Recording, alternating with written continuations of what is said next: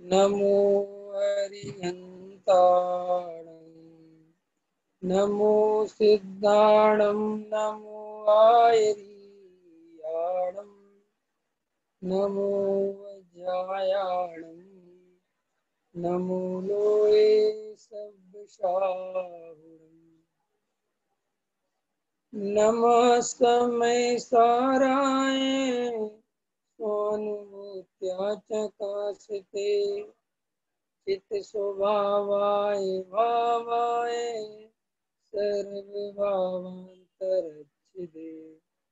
अनंत धर्मणस्तत्वं वसयन्ति प्रत्यगात्मना अनेकान्तमयी मूर्ति नित्यमेव प्रकाशताम् वन्दे तु सर्वसिद्धे भुवे अचलमणो भवं गतिं पत्ते मोक्षामि समय पाण मृणमोषध केवली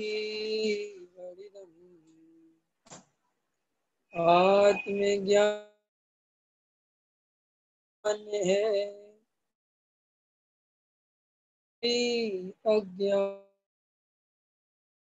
विश्व शांति का मूल है वीतराग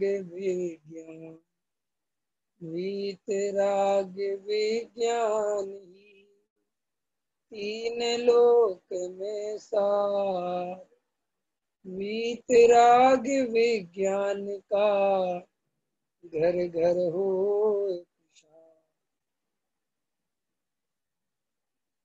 सम्यक दर्शन की चर्चा चल रही है। पूज्य गुरुदेव श्री ने उस सम्यक दर्शन के ऊपर अपने व्याख्यान किए हैं। उन्हीं के संकलन के रूप में एक छोटी सी पुस्तक बनी है। इसमें एक टॉपिक है सम्यक दर्शन पर्याय है गुण नहीं। इस पर अपन चर्चा ले रहे हैं। लगभग ये प्रकरण आज पूरा हो जाएगा, हो जाना चाहिए ऐसा अपन समझ रहे हैं। कल तो हमने देव गुरु धर्म की थोड़ी इसमें आई थी जो चर्चा, पहले थोड़ा पढ़ लेते हैं, फिर विशेष जो खुलासा होगा वो देखेंगे। इसी प्रकार गुरु के स्वरूप के संबंध में कहते हैं सम्यक दर्शन ज्ञान चारित्र की एकता रूप मोक्ष मार्ग ही मुनि का यथार्थ लक्षण है। उसे नहीं पहचानता, यदि उसे पहचान ले तो वह मिथ्या दृष्टि ना रहे। अपन ने ये देव के संदर्भ में बात कही थी, ये आज गुरु के संदर्भ में है।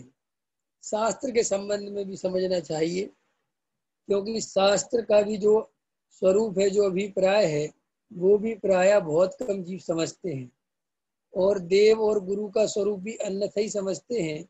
गुरु के संदर्भ में लोगों को अधिकतर यही सम्मानता रहती है कि गुरु जो है वो बाहरी वेशभूषा देखकर, उनका तपस्रण देखकर, उनकी क्रियाएं देखकर, उनके आशीर्वाद से हमारा भला हो जाएगा। 99% लोग तो लौकिक प्रयोजन से ही गुरु की सेवा वंदना इत्यादि करते हैं। उसमें देव का भी आप ले लेना, अधिकतर लोग मंदिर वास्तव में अपने लौकिक प्रयोजन की सिद्धि के लिए ही जाते हैं। कोई ऐसा प्रश्न करे कि साहब आप कैसे कहते हो कि साहब हम लौकिक प्रयोजन की सिद्धि से जाते हैं, तो उसका सीधा सा अर्थ है कि तुम्हें अलौकिक प्रयोजन की याद नहीं आती। इससे पता चलता है कि तुम लौकिक प्रयोजन के लिए जाते हो, क्योंकि अलौकिक प्रयोजन के लिए कोई जीव जाए तो वहाँ निश्चित ही वो विचार करेगा कि साहब आखिर मैं मंदिर आया हूँ तो आया किस लिए हूँ। लेकिन कदाचित आदत के कारण या डर बैठ जाता है, भय बैठ जाता है, मंदिर नहीं जाने से बहुत पाप लगेगा, मंदिर तो जाना ही चाहिए, भैया देव शास्त्र गुरु है, ऐसी इस तरीके की बातें सीख लेता है।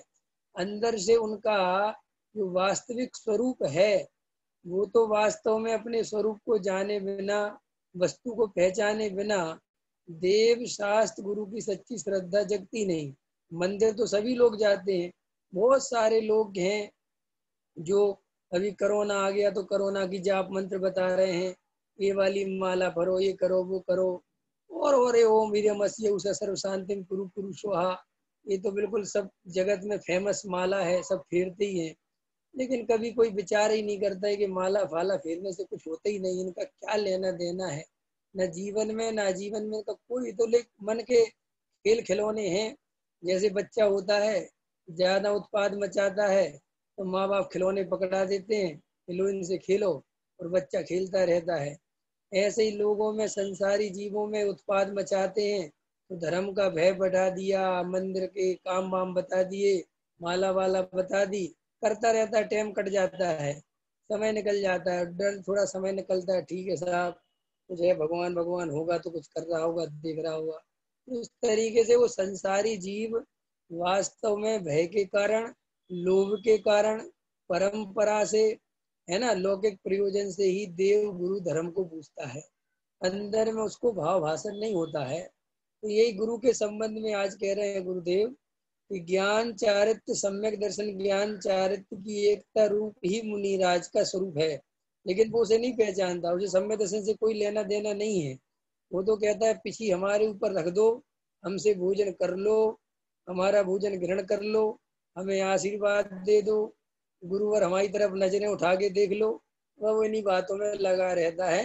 और वो संसारी जीव वो सोचता है कि बस यही धर्म है, यही सब कुछ है। और इस तरीके के शास्त्र में भी पढ़ा देते हैं लोग कि बस मुनिराजों को देख लो, वही धर्म है, यही कर दो, आहार दे दो, वही बड़ा धर्म है। तो इस तरीके से वो समझता नहीं उनका असली स्वरूप क्या है। तो यदि उसे पहचान ले तो वह मिथ्या दृष्टि नहीं रहे। वो कहते हैं कि वास्तव में अगर कोई मुनिराज का स्वरूप पहचान ले तो मिथ्या दृष्टि नहीं रह सकता। क्यों? कि मुनिराज का जो वास्तव में स्वरूप है, अगर वो हमें ख्याल में आ जाए कि ये सम्राटों के सम्राट हैं, इनके आनंद की क्या बात करें, कितना आनंद बह रहा है, तो भैया अपने स्वरूप की याद आ जाए मुनिराज को देख के। क्यों कि मुनिराज जो नग्न दिगंबर हैं, जो इतने इतने बाहर की परिस्थितियां हैं, वे कोई दुख रूप अवस्था का नाम नहीं है, वहां सुख है, उनको बहुत आनंद है। तो वो अगर आनंद हमें जरा सा भी दिख जाए तो मुनिराज इतना सब कुछ बाहर में नहीं होते हुए भी सम्राट के सम्राट क्यों बने हुए हैं, और मेरे पास सब कुछ है तो भी मैं इतना दुखी क्यों हूँ। तो ऐसा वो जीव विचार करे तो अंदर में अंतरात्मा की दशा दिख जाए कि अरे स्वरूप कैसा है।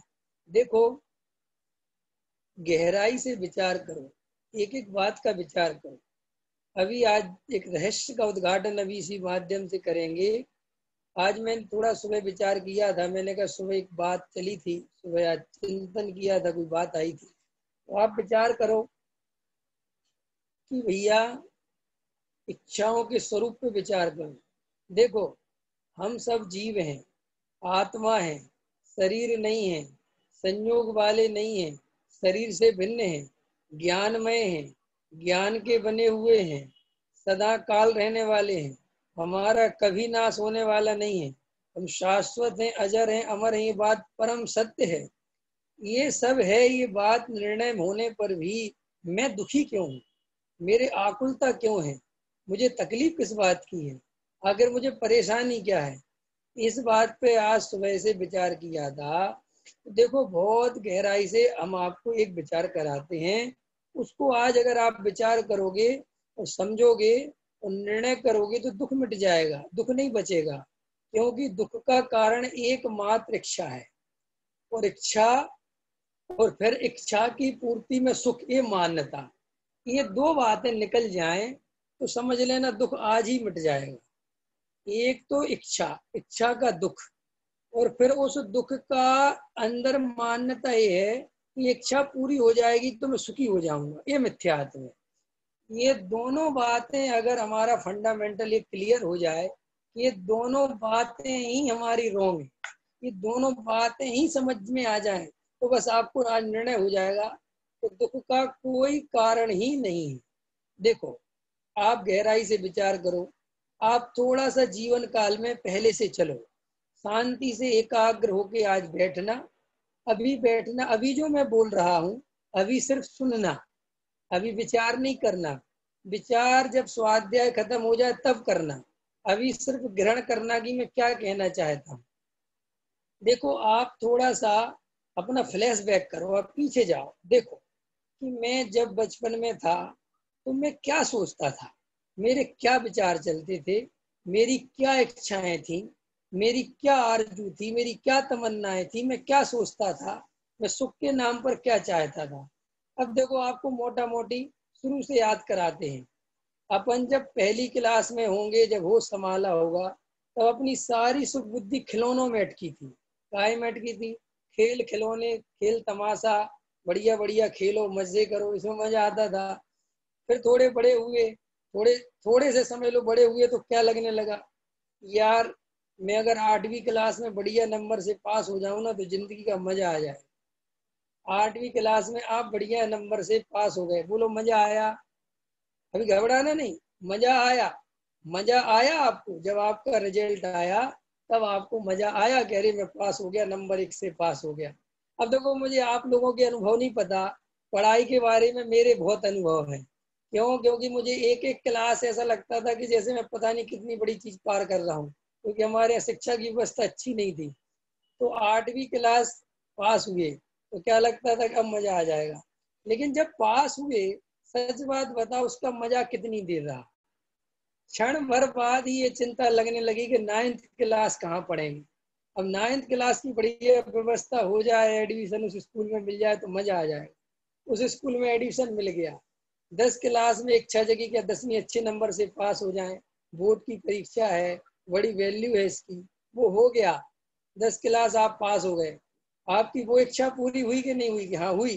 तब आपको क्षण भर के लिए लगा कि मजा आ गया, आपने मिठाई भी बांटी। लेकिन अगले क्षण ही क्या हुआ? अगले क्षण ही क्या हुआ? 11th में अच्छा सब्जेक्ट मिल जाए, मैथ साइंस मिल जाए, साइंस मिल जाए, है ना, कॉमर्स मिल जाए, ये मिल जाए, इच्छा अच्छी स्कूल में एडमिशन मिल जाए, मिल गया। आप सोचो, ऐसा एक एक में जितना प्रैक्टिकल कराऊं आप करते जाओ, और उन सब चीजों में सिर्फ एक बात कॉमन है कि इच्छा और इच्छा की पूर्ति। इच्छा और इच्छा की पूर्ति। अब किस किस टाइप की इच्छा है वो छोड़ो तुम, लेकिन इच्छा है और इच्छा हुई तो आकुलता का वेदन हुआ। आकुलता का वेदन हुआ तो हमारी श्रद्धा ने, हमारी मान्यता ने हमसे कहा कि अगर एक इच्छा तुम्हारी पूरी हो जाएगी तो तुम सुखी हो जाओगे। तो हम उस इच्छा के पीछे दौड़े कि मैं ये पूरी करवा दूं। जैसे ही वो इच्छा पूरी हुई तो हमें लगा कि अच्छा हो गया, लेकिन अगले क्षण फिर एक इच्छा आ गई। और हम फिर लगा कि नहीं नहीं साहब, ये तो अब 10वीं तो ठीक है, 12वीं तो ठीक है, लेकिन ग्रेजुएशन बहुत अच्छा हो जाना चाहिए। ग्रेजुएशन बहुत अच्छा हो गया, फिर नौकरी की चिंता होने लगी। तो ऐसा आप एक एक इच्छा के ऊपर चलो, एक एक इच्छा का गहराई से विचार करो, और एक एक इच्छा का विचार करके फिर ये विचार करो कि यार वास्तव में ये जो मैं कर रहा हूँ, ये समय जो निकाल रहा हूँ, जो एक इच्छा होती है फिर उसको पूरा करने की सोचता हूँ, फिर वो पूरी नहीं हो पाती कि दूसरी इच्छा उत्पन्न होती है, फिर उसे पूरा करता हूँ, तो क्या ये मेरे शाश्वत सुखी होने का उपाय हो सकता है? क्या वास्तव में मैं ऐसा करके सुखी हो सकता हूँ? क्यों? कि देखो मजेदार बात क्या है कि जिन इच्छाओं की पूर्ति हो गई उनका कोई मजा नहीं आता, और जिस इच्छा की अभी पूर्ति नहीं हुई वो अभी दूर है। इस द्वंद में मैं फंसा हुआ हूं। द्वंद समझ रहे कि नहीं समझ रहे? ये ऐसा समझ लो कि एक आदमी का, मैंने चुटकुला उदाहरण था ना, ये आदमी इसलिए दुखी है, ये जिस लड़की से प्रेम करता था उससे इसकी शादी नहीं हुई इसलिए पागल हो गया। तो साहब दूसरा पागल क्यों हो गया? कि इसकी उसी लड़की से शादी हो गई इसलिए पागल हो गया। आगे समझ में? ऐसे ही हमारी जो इच्छाएं पूरी हो गई, वे इच्छाएं तो हमें बिल्कुल कोई काम की नहीं है। हमारी इच्छा थी कि हमारा अच्छा व्यापार हो गया, कुछ नहीं। हमारी इच्छा थी कि हमारे मकान बन जाए, हो गया। अब उसका मजा ही नहीं आता। अब मजा किसका आता है? कि जो इच्छा अभी पूरी नहीं हुई, अब उस इच्छा की दौड़ लगा रहे हैं, अब फिर आगे भाग रहे हैं। अब उस इच्छा में होता क्या है कि कभी वो इच्छा पूरी होती है और कभी वो इच्छा पूरी नहीं होती। तो पूरी नहीं होती तो मन ये करता है कि हम दुखी इसलिए है कि वो इच्छा पूरी नहीं हुई। क्या हुआ?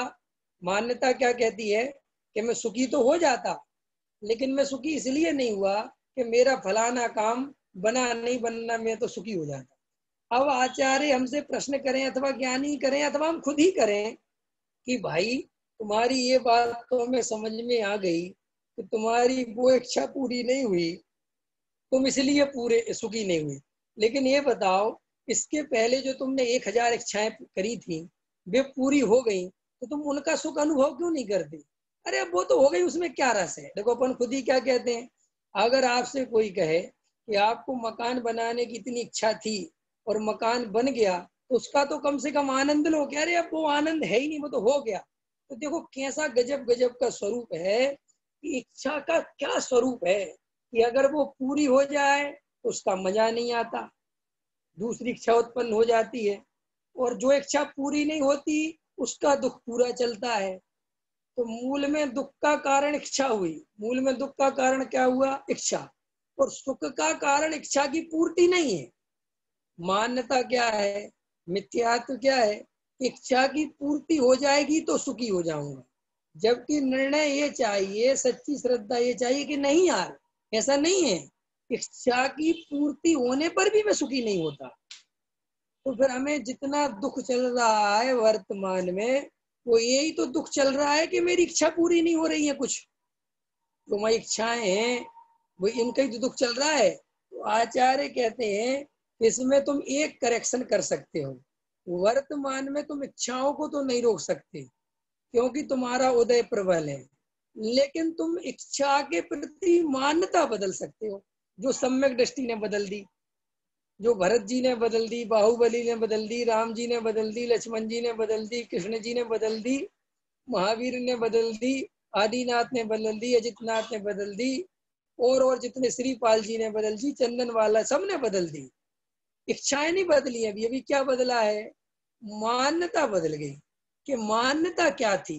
ये मान्यता मिथ्या दृष्टि की ये थी, अज्ञानता में ये चल रहा था कि अगर मेरी ये इच्छा पूरी हो जाएगी तो मैं सुखी हो जाऊंगा, मेरी ये इच्छा पूरी हो जाएगी तो मैं सुखी हो जाऊंगा। ये मेरी मान्यता चल रही थी और ये अभी चल रही है। और जबकि मैं रोज अनुभव कर रहा हूँ, रोज देख रहा हूँ कि नहीं, इच्छाओं से मैं सुखी नहीं हो रहा हूँ। इच्छा होती है, उस कुछ इच्छाएं पूरी भी होती हैं, लेकिन वे इच्छाएं जैसे ही पूरी होती है तुरंत ही अगली इच्छा तुरंत खड़ी हो जाती, होती है कि नहीं होती? और मजेदार बात है कि वो अगली इच्छा जैसे ही खड़ी होती है तो वो जो पहले वाली इच्छा है जो पूरी हुई थी उसका कोई ख्याल ही नहीं रहता। ये पहली वाली इच्छा भी तो अभी ऐसी परेशान कर रही थी जैसी इच्छा परेशान कर रही है। अरे आ रहा कि ख्याल में आ रहा कि नहीं आ रहा प्रमोद जी? गहराई से विचार करो, एक एक बात का विचार करो कि भैया मेरी पहले एक इच्छा थी, वो ही मुझे सब कुछ दिखाई दे रही थी कि बस ये काम बन जाए, ये काम बन जाए और मुझे कुछ नहीं चाहिए। संजय भैया ऐसा कई बार कहा होगा ना आपने, बस ये काम बन जाए, फिर बस कुछ नहीं चाहिए।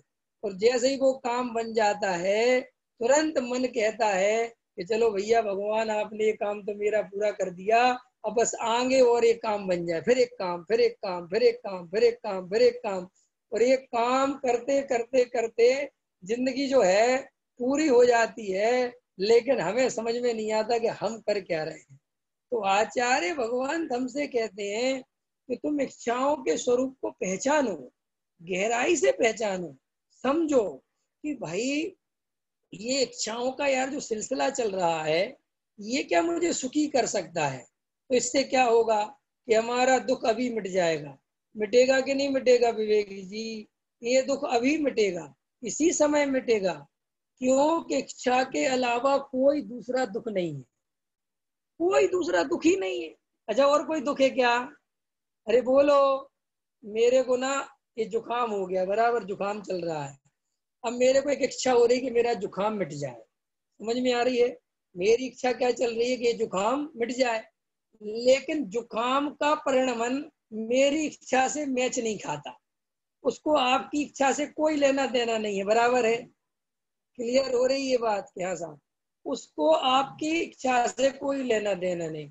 अब जीव को क्या लग रहा है, मुझे क्या लग रहा है कि अगर मेरा जुकाम ठीक हो जाएगा तो मैं सुखी हो जाऊंगा। लग रहा है ना?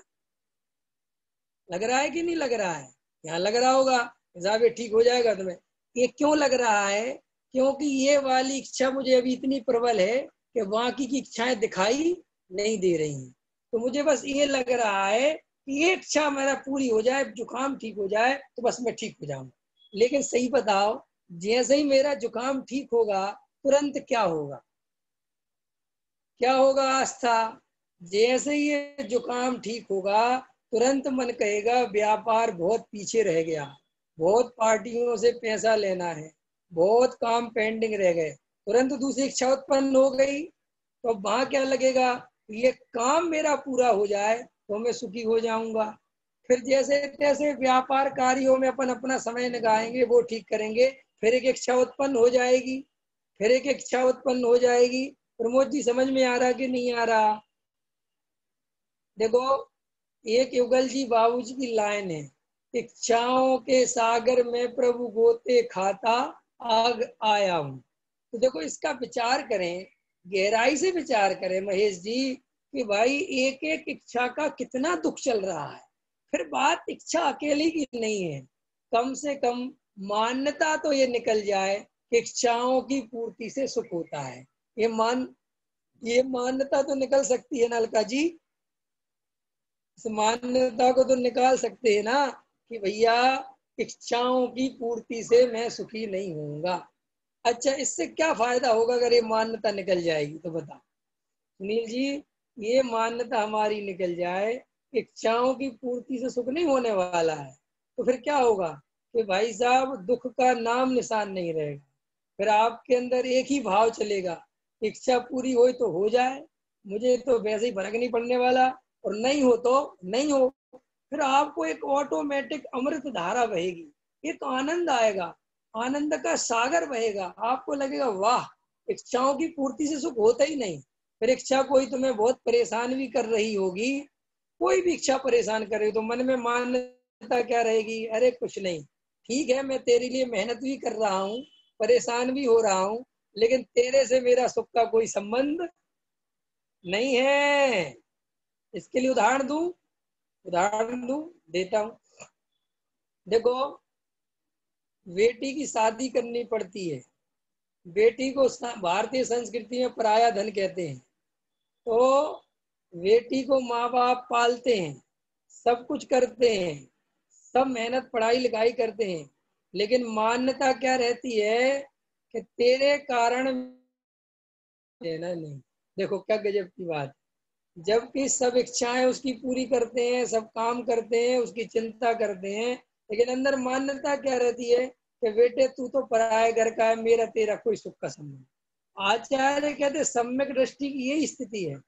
सम्यक दृष्टि पंच इंद्री के विषय भोगों की पीड़ा नहीं सही जाती, उसका सब उसको ख्याल होता है, सब ध्यान रखना पड़ता है, सब समझना पड़ता है, सब घर गृहस्थी में रहना पड़ता है, लेकिन अंदर निर्णय रहता है कि पर द्रव्य के कारण मैं सुखी नहीं हो सकता, ये इच्छाओं से मैं सुखी नहीं हो सकता। तो बस ये आज अगर हम समझ लें, ये जो बार बार मन में ये लगता है कि ये इच्छा पूरी हो जाएगी तो मैं सुखी हो जाऊंगा, ये इच्छा पूरी होगी तो मैं सुखी हो जाऊंगा, इस मिथ्यात्व का आज ही नाश कर सकते हैं कि नहीं पंकज जी? कर सकते हैं कि नहीं? ख्याल करो, विचार करो, फिर हम भाई साहब इच्छा पूरी करें कि नहीं? हमने क्या कहा, निर्णय करो, इच्छा पूरी करने वाले तुम होते कौन हो? तुम उसके करता धरता भी नहीं हो। वो पूरी होनी होगी तो होगी, और नहीं होनी होगी तो नहीं होगी। फिर दूसरा बात करो, तो सुनो, दूसरी बात है कि साहब इच्छा करें कि नहीं? इच्छा करने का अधिकार भी तुम्हारा नहीं है, इच्छा करने का अधिकार हमारा नहीं है। सुनील जी, इच्छा तो हम कर सकते हैं ना कि नहीं? इच्छा भी अपने हाथ में नहीं है। अगर इच्छा जीव के हाथ में होती कि ये करूं ये नहीं करूं, तो सम्यक दृष्टि घर गृहस्थी में रहते ही नहीं, वे तो घर से निकल जाते। कि क्यों? कि इच्छा करते ही नहीं। फिर वो, उनको तो समझ में आ गया कि इच्छा करने धरने से कुछ नहीं होता। लेकिन इच्छा का भी करता नहीं हूं, ये करता है जैन दर्शन। इच्छा भी अपने काल में हुए बिना नहीं रहती, इसका नाम ये वस्तु का स्वरूप है। तो फिर मैं क्या करूं कि तुम इच्छा के भी ज्ञाता रहो, और इच्छा पूर्ति हो जाए उसके भी ज्ञाता रहो, और अंदर निर्णय रखो कि ये सुखी होने का उपाय नहीं। भाई इतनी बात है कि इतना आनंद देगा, फिर तुम्हें दुख होगा ही नहीं। देखो, रेगिस्तान देखा किसी ने? नहीं देखा। चलो रेगिस्तान को छोड़ो, तुमने जब गर्मी पड़ती है, चिलचिलाती धूप निकलती है, तब सड़क पर ही पानी का भ्रम होता है कि नहीं होता? ऐसे ही रेगिस्तान में भी मृग मारीचिका पढ़ी है तुमने कि नहीं पढ़ी आस्था मृगमारीचिका? कि उल्टा पेड़ बन जाता है ना खजूर का, पेड़ दिखता है, पानी दिखता है, क्या क्या दिखता है। तो ऐसे ही कहते हैं आचार्य कि वहां पानी नहीं होता, लेकिन पानी का भ्रम होता है। क्या होता है? पानी का भ्रम होता है। और जो वहां पे जीव होता है, मनुष्य कोई भी जीव होता है, वो वहां सोचता है कि यहाँ से 1 किलोमीटर दूर पानी है, और वो बेचारा वहां दौड़ लगा के जाता है, पानी फिर वहां भी नहीं मिलता। फिर आगे भ्रम खड़ा होता है कि नहीं होता विवेक जी भ्रम? सुबोध जी समझ में आ रहा है? कैमरा खुला है सुबोध जी का आज, लेकिन सुबोध जी का कैमरा बड़े स्टाइल का खुला हुआ है। हाँ, थोड़ा देखो भैया इधर। तो वो वहां पे पानी का भ्रम हुआ, तो वहां पानी का भ्रम हुआ तो पानी के लिए भागा, पानी के लिए भागा तो वहां पानी नहीं मिला। फिर आगे भ्रम हुआ नहीं हुआ आगे भ्रम, फिर आगे भागा, फिर भ्रम हुआ, फिर भागा। लेकिन वो ये विचार नहीं कर पाता कि ऐसा भ्रम मुझे इसके पीछे भी हो रहा था, ऐसा भ्रम मुझे इसके पीछे भी हो रहा था। अगर उसको ये बात समझ में आ जाए तो उसके प्राण नहीं निकलेंगे, क्योंकि वो प्राण काय के चक्कर में निकल जाते हैं। वस्तु पराई है ना, जल नहीं पावे प्राण गवावे, भटक भटक मरता, वस्तु पराई माने अपनी भेद नहीं करता। ख्याल में आया? आचार्य भगवंत कहते हैं कि अगर वो समझदारी से काम ले और विचार करे कि मुझे पानी का भ्रम वहां भी हो रहा था, पानी का भ्रम आगे भी हो रहा है, और पानी इसका मतलब है नहीं, ये सब क्या है? भ्रम है। ऐसे ही हम सबको ये निर्णय बने कि भाई कितनी इच्छा पूरी हो जाए, कुछ भी पूरा हो जाए, इच्छा पूरी एक होती नहीं कि दूसरी इच्छा खड़ी हो जाती कि नहीं हो जाती, हो जाती कि नहीं हो जाती। अच्छा देखो, अपनी इच्छाएं तो लिमिटेड ही पूरी हुई। अमिताभ बच्चन की तो बहुत इच्छाएं पूरी हो गई, नरेंद्र मोदी की तो बहुत इच्छाएं पूरी हो गई, मुकेश अंबानी की तो बहुत इच्छाएं पूरी हो गई, बड़े बड़े लोगों की तो बहुत इच्छाएं पूरी हो गई कि नहीं हो गई? उनकी इतनी इच्छाएं पूरी हो गई, फिर क्या उनके अब कोई इच्छा नहीं बची? अब उनके क्या कोई दुख नहीं बचा? उनके क्या कोई तकलीफ नहीं बची? अब मुकेश अंबानी को नंबर 1 बनने की चिंता सता रही है, अपने बेटों की चिंता सता रही है कि मेरे बेटे उतने कामयाब निकलेंगे कि नहीं। मोदी जी को 2024 की चिंता सता रही है। हर व्यक्ति को देखो, कितने बड़े से बड़े पद पे चला जाए, कितने बड़े से बड़े संयोगों के बीच में चला जाए, लेकिन इच्छा रूपी नागिन खत्म ही नहीं होती। कोई ये कहता ही नहीं कि बस खत्म हो गया, अब कोई इच्छा नहीं है। एक ना एक इच्छा, मरने की इच्छा चालू हो जाती, कुछ नहीं बचता तो काहे की इच्छा हो जाती है कि मर जाते तो अच्छा रहता। कई लोग बूढ़े लोग होते हैं ना, वो क्या कहते हैं कि मर जाते तो अच्छा रहता, भगवान उठा लेता तो अच्छा। लो, मरने की इच्छा हो गई।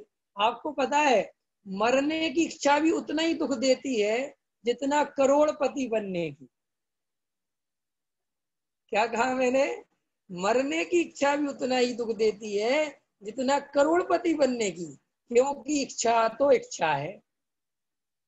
अच्छा, और एक अच्छा उदाहरण दूं, मुनि बनने की इच्छा हो तो,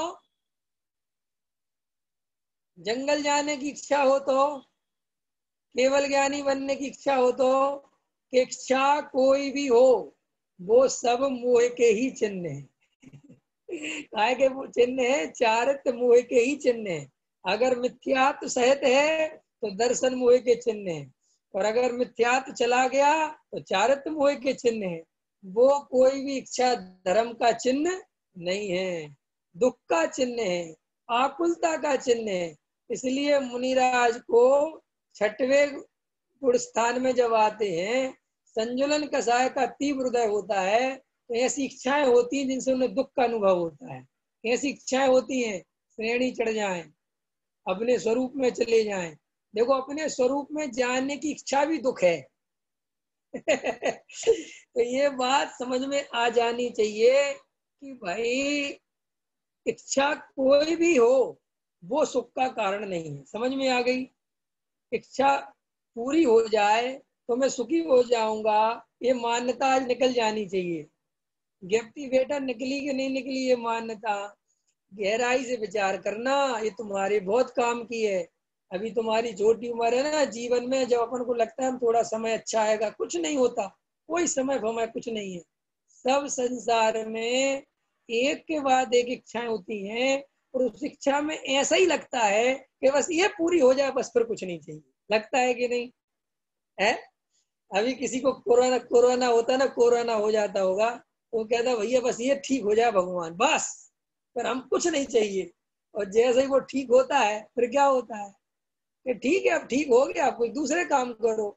ऐसी संसारी जीव की हालत है। तो आचार्य कहते हैं कि तुम एक एक का विचार करना, एक एक इच्छा का विचार कर। इससे क्या फायदा कि ये मान्यता निकल जाएगी कि मैं करोड़पति बन जाऊंगा तो सुखी हो जाऊं, ये मान्यता निकल जाएगी, ये पागलपन के दौरे निकल जाएंगे। एक आनंद का अनुभव चलेगा कि क्यों, इच्छाओं से सुख नहीं होता, एक के बाद एक इच्छा खड़ी ही रहती है। इसलिए सुखी होने का उपाय तो इच्छा का अभाव करना ही है। अच्छा, इच्छा का अभाव कैसे होगा? भेद ज्ञान से। ये सब भेद ज्ञान की चर्चा चल रही है सुबोध जी, ये भेद ज्ञान है, ये संजय भैया समझ में आ रही? ये सब भेद ज्ञान की चर्चा है। देखो, हम रात और दिन जितनी उपयोग फंसा रहे पर द्रव्य में, क्यों फंसा रहे? बताओ दिनेश जी, पर द्रव्य में इतना उपयोग जा रहा है तो क्यों जा रहा है? कि अगर मिथ्या दृष्टि है तो वो ये मान्यता चल रही है कि पर द्रव्य से सुखी हो जाऊंगा। ख्याल में आया? ही तो हो जाएगा। कोई इच्छा हमारी, हमें करोड़पति बनने की इच्छा है, अथवा कोई भी इच्छा है, हमें लग रहा है बस ये पूर्ति हो जाएगी तो मजा आ जाएगा। लेकिन उसी समय अगर हमारा सम्यक निर्णय होगा कि एक इच्छा नहीं, ऐसी अनंत इच्छाएं पूरी हो जाएं, तो अभी इच्छाओं का अंत नहीं होगा, दुख ज्यों का त्यों बना रहेगा। बना रहेगा कि नहीं बना रहेगा? अच्छा बताओ, अपनी इच्छाओं में कुछ कमी आई है कि नहीं आई? नहीं आई ना। इसका अर्थ क्या है? कितनी सारी इच्छाएं पूरी हो गई, फिर भी इच्छाओं में कमी नहीं आई। कमी आनी चाहिए ना। अगर 2000 इच्छाएं हैं और 2000 इच्छाओं में से 1000 इच्छाएं पूरी हो गई, तो अब 1000 बचनी चाहिए ना।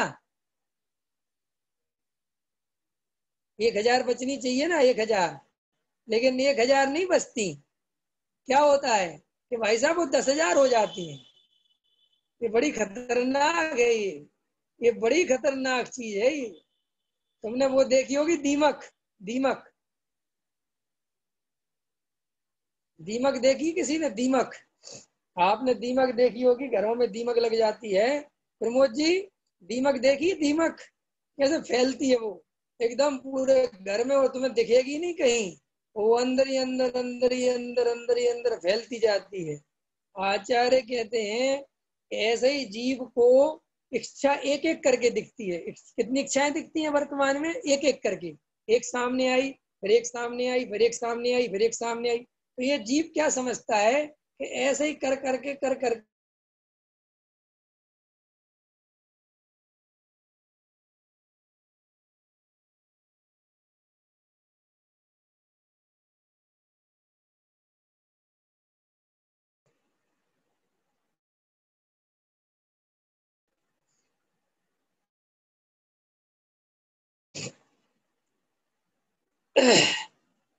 इस तरीके से एक एक बात का गहराई से इच्छाओं के स्वरूप का विचार करना है, क्योंकि सारा खेल इच्छाओं पर टिका हुआ है। तो जो आज का मैंने प्रकरण लिया है वो इच्छाओं के स्वरूप पर इसलिए लिया है कि सारा खेल इच्छाओं पे चल रहा है। सर, हमें क्या लग रहा है ये पूरा हो जाएगा? ये कुछ नहीं। गहराई से चिंतन करो, भाई मैं त्रिकाली ध्रुव परिपूर्ण भगवान आत्मा हूँ। ये इच्छाएं होए नहीं होए, इनका पूरा हो नहीं हो, इससे मेरे सुख का कोई संबंध नहीं है। क्योंकि इच्छाएं आएंगी, उदय प्रमाण पूरी होंगी, उदय प्रमाण पूरी नहीं होंगी। दिखता है कि नहीं दिखता? बोलो भैया सुनील जी, इच्छाएं पुण्य के उदय से पूरी होती हैं, ठीक है, होती हैं। तो पुण्य का उदय चाहिए कि नहीं चाहिए? है, पुण्य का उदय चाहिए कि नहीं चाहिए? अरे भाई समझ में आ गई ना कि इच्छाओं की पूर्ति से सुख ही नहीं होता, तो पुण्य का उदय भी क्यों चाहिए? क्या करेंगे पुण्य का उदय जब इच्छा पूरी होती नहीं? अब मुकेश अंबानी का इतना पुण्य का उदय है, फिर भी वो सुखी नहीं है। रतन टाटा, सब दुनिया भर के लोग हैं इतने सुखी, इतने पुण्य के शाली जीव है, सुखी कहाँ है? लेकिन अरे और तो और छोड़ो, राजा महाराजा बन के तो आदिनाथ भी सुखी नहीं हुए। हुए क्या? 6 खंड के भरत जी अधिपति बने रहे तो सुखी हो गए क्या? सुखी नहीं हुए। क्योंकि और देखो, मैं 1000 दफे उदाहरण देता हूँ कि अगर तुम्हें देखना हो तो समझना हो तो हमारे यहाँ उदाहरण देखो, आगमों के प्रथमानियों को पढ़ो। सारे के सारे राजा महाराजा लिए अपने यहाँ सम्यक दृष्टि, एक भी कमजोर आदमी नहीं पकड़ा। कोई राजा, कोई 3 खंड का राजा, कोई 5 खंड का राजा, कोई 6 खंड का राजा, सबके सब। कोई झोपड़पट्टी वाला तो पकड़ा ही नहीं अपन के यहाँ। सबके सब एक से एक मजेदार राजा महाराजा। कभी तुमने सोचा कि आखिर ये राजा महाराजाओं को क्यों लिया? हल्के पतरे आदमी की चर्चा क्यों नहीं करी? सोचते हो, सोचा कभी? इस सबके सब तीर्थंकर एक से एक बढ़िया से बढ़िया राजा के घर में पैदा होते हैं, जबकि इनको राजा होने का कोई मतलब नहीं है। नहीं समझ में आया? अरे ये तो जन्म जा अच्छा एक सम्यक दृष्टि, क्या करेंगे राजा महाराजा बन के? राजा महाराजा तो मिथ्या दृष्टि होना चाहिए, लेकिन प्रकृति कहती है सम्यक दृष्टि होते हैं। और सम्यक दृष्टि होते हैं और वे जगत के जीवों को दिखाते हैं कि हे जगत के प्राणियों, इन महलों में सुख नहीं है। क्या की जगह? क्योंकि अगर वे झोपड़ी में जन्म लेते तो शिक्षा देना भारी पड़ जाता। लोग ये कहते कह रहे झोपड़ी में रहते थे, घर में खाने को रोटी नहीं थी, इसलिए महाराज बन गए। अब भैया 6 खंड के राजा थे, कामदेव थे, तीर्थंकर थे, देव उनकी सेवा में लगे रहते थे, फिर भी मुनिराज बन गए, तो भैया कुछ आत्मा का कुछ अद्भुत आनंद होगा। तो ऐसे जगत के जीवों को स्वयं प्रकृति से प्रेरणा मिलती है कि नहीं मिलती? और हमें कोई प्रेरणा नहीं मिलती। हम कहते नहीं नहीं साहब, पहले पैसा कमाएंगे, फिर मंदिर में दान करेंगे, फिर नाम करेंगे, फिर त्याग करेंगे, और फिर भजन गाएंगे मंदिर में। कौन सा? संत साधु बन के विचरूं, बैगड़ी कब आएगी। किसको मूर्ख बना रहे हो तुम? कौन सा धंधा खोल रखा है? अरे भाई, भजन भी गाओ तो हृदय से गाओ, संत साधु बनने की सच्ची भावना हो तब ये भजन गाओ। मैं ऐसे गाया करो, करोड़पति मैं कब बनूंगा, वो घड़ी कब आएगी, मंदिर वाले माला पहनाए, वो घड़ी कब आएगी। ये बोला करो, जो कम से कम तुम्हारे हृदय में है वो तो निकले। भगवान से कुछ और बोलते हो, अंदर कुछ और रखते हो, इच्छाएं कुछ और हैं, बातें कुछ और हैं। ये सब मायाचारी के परिणाम त्रियंच गति में ले जाएंगे। हृदय से जो हो वो बोलो। देखो तो आखिर मेरी इच्छा क्या है, देखो एकदम इच्छा को खुला छोड़ो। देखो मुझे क्या क्या चाहिए, सुंदर सुंदर मकान, महल, अटारी, स्त्री पुरुष, जो जो देखो अच्छे से सुंदर से सुंदर, फिर उसका विचार करो, क्या ये सुखी होने का उपाय है? क्या इससे कोई सुखी हुआ है? अगर इससे सुखी होने का उपाय है तो मैं पहले सोचता था कि बस मेरा ये काम बन जाए तो मैं सुखी हो जाऊंगा। लगता था कि नहीं लगता था पंकज जी? है कुछ काम बने कि नहीं बने? हैं? तुम्हारा तो देखो लड़का बहुत बढ़िया निकल गया, अभी मेरा लड़का बहुत छोटा है, और मैं सोचता हूँ तुम्हारे जैसा मेरा लड़का निकल जाए इतना बढ़िया, तो मजा आ जाए। तो अब पंकज जी से प्रश्न है कि तुम्हें कितना मजा आ रहा है? अब तुम ये कह रहे हो कि विवेक जी आपको पता नहीं इतना मजा आ रहा, हमें इतना नहीं आ रहा है। अब हमें दूसरी चिंताएं घेर रही हैं। कौन सी घेर रही हैं? कि बहू ढंग की मिल जाए। अगर उल्टी सीधी बहू मिल गई तो फिर जीना मुश्किल हो जाएगा। अच्छा, तो अब ये इच्छा हो रही। अब सुनो, जिस दिन बहू ढंग की मिल जाएगी उस दिन फिर मिलना मेरे को, फिर बताना कि भैया ये ढंग की मिल गई, लेकिन अब हमें समझ में नहीं आ रही कि ये सास बहू की समझ जोड़ी नहीं बन रही, अब इसकी बन जाए तो ठीक बैठे। तो आचार्य कहते हैं ये सब लगता है तुम्हें, ये कुछ नहीं होता, ये सब पागलपन है। तो फिर करें क्या? कुछ नहीं करो, निर्णय करो, अभिप्राय बदलो, मान्यता बदल। सम्यक दर्शन माने क्या? विपरीत मान्यता का त्याग, बस। सम्यक दर्शन माने क्या? खाना पीना, उठना, रोना, धोना, सोना, खोना, सब कुछ ज्यों का त्यों। सिर्फ क्या बदल जाता है? क्या बदल जाता है विवेक जी? मान्यता। तो मान्यता बदलने में कितना मजा है। देखो जिंदगी ज्यों की थी और मान्यता बदल गई, काम खत्म। सम्यक दर्शन हो गया सुनील जी के नहीं? सुनील जी, तत्व चर्चा बाद में कर लेना, अभी तो पहले इसे विचार करो है कि भैया मान्यता बदल गई है। ये तो कितना गजब। मुझे कभी कभी लगता है जीव मिथ्या दृष्टि है कितना बड़ा पागल है, जबकि सम्यक दर्शन में कुछ छुड़ाते नहीं, कुछ हटाना नहीं, कुछ मिटाने और आनंद और करना है ढंग से और अच्छे से भोगना है, क्योंकि हमें पता चल गया जिंदगी किराए का घर है, चाहे जितना भोगो अपना तो है नहीं है। अरे भाई पंकज जी, धर्मशाला का कमरा मिला 2 दिन के लिए है, बढ़िया। कभी कभी ऐसा होता है, कैसे बताऊं, मैं उदाहरण देने पड़ते हैं लेकिन देने तो पड़ते ही हैं। कभी कभी क्या होता है लोगों को ये पंच कल्याणक वगैरह होते हैं ना, तो ये पंच कल्याणक वाली जो कमेटियां होती हैं, ये बढ़िया बढ़िया होटल बुक करा देती है। तो कई कई लोगों को जो होटल में कभी नहीं रुके और वे धर्मशाला के कमरे वाले होते हैं, उनको होटल का टैक्स भी ऐसे नहीं होता। अब होटल में तो बहुत बढ़िया व्यवस्था होती है, तो वो फोन भी लगा रहता है, वो फोन करो तो दूध आ जाता है, वो कहते हैं जी तो बहुत ही बढ़िया कमरा है तो वो भरपूर लाभ लेते हैं, क्योंकि पैसा कौन चुकाएगा, कमेटी वाले। हमें तो 3-4 दिन के लिए रहना है, खूब सब चीजें देखते हैं, बढ़िया से देखते हैं, उसकी व्यवस्थाओं का लाभ लेते हैं। और सुनो, वेद ज्ञान पूरा चलता है, और वेद ज्ञान पूरा चलता है कि अपना यहाँ कुछ नहीं है। होता है कि नहीं होता है, नहीं समझ में आया। जो होटल का मालिक है वो इतने अच्छे से उस कमरे का लाभ नहीं ले सकता, ले सकता है क्या बताओ? होटल का मालिक उस कमरे का इतना अच्छा लाभ ले सकता है? वो बिल्कुल नहीं ले सकता। वो आएगा तो कहेगा इसका नल खराब हो रहा है, इसकी फिटिंग खराब हो रही है, और यहाँ की साफ सफाई तुम लोग ये करो वो करो। उसको वहां पे कर्तृत्व है तो दुख है, समझ गए?